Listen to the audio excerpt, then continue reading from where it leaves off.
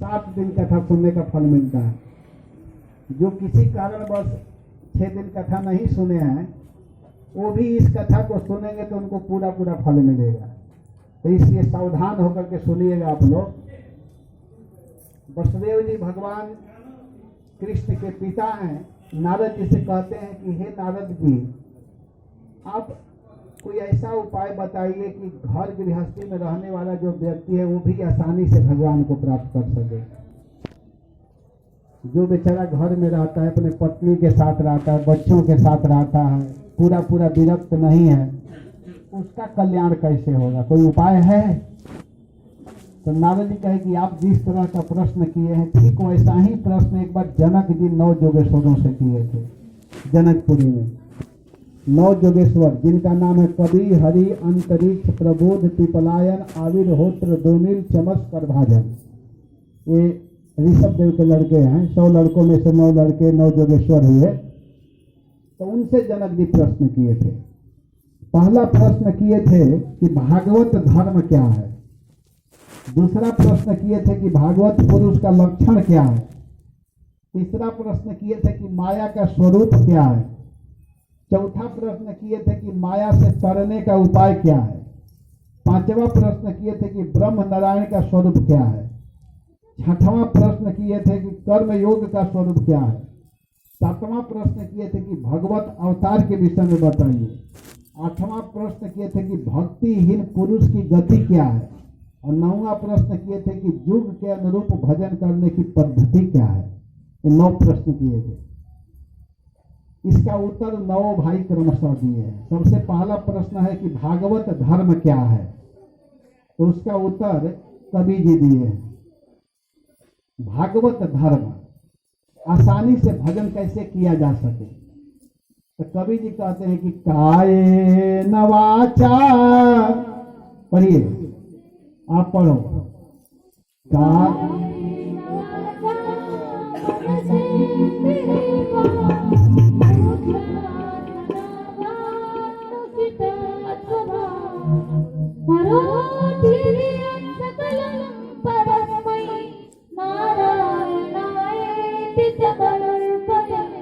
कवि जी कह रहे हैं कि कायेन वाचा मनसेन्द्रियैर्वा बोध्यात्मना वानुसृता स्वभावा करोति यत् यत् सकलं परस्मै नारायणायेति समर्पयेत।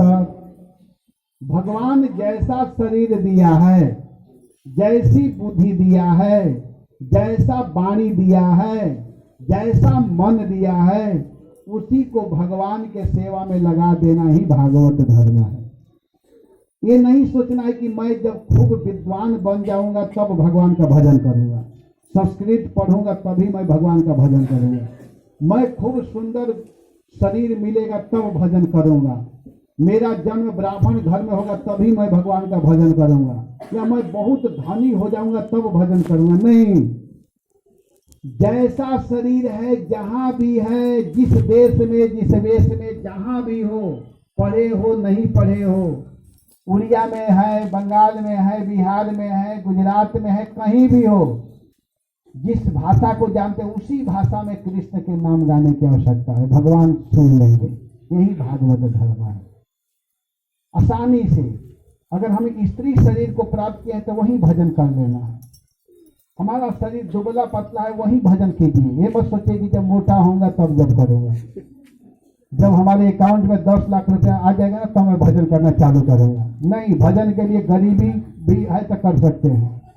वहाँ ये नहीं कहा जाएगा कि तुम्हारे पास, तुम्हारे अकाउंट में पैसा है ना तो तुम नहीं जब कर सकते हो। ऐसा नहीं सिस्टम है भक्ति में।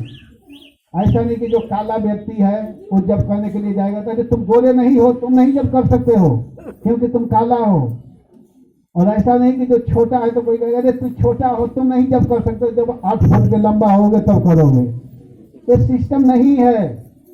भजन में जिसका जैसा शरीर है, जैसा ज्ञान है, उसी से भक्ति करो, यही भागवत धर्म।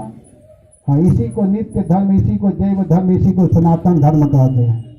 इसकी व्याख्या बहुत ज्यादा है। दूसरा प्रश्न है कि भागवत पुरुष का लक्षण क्या है।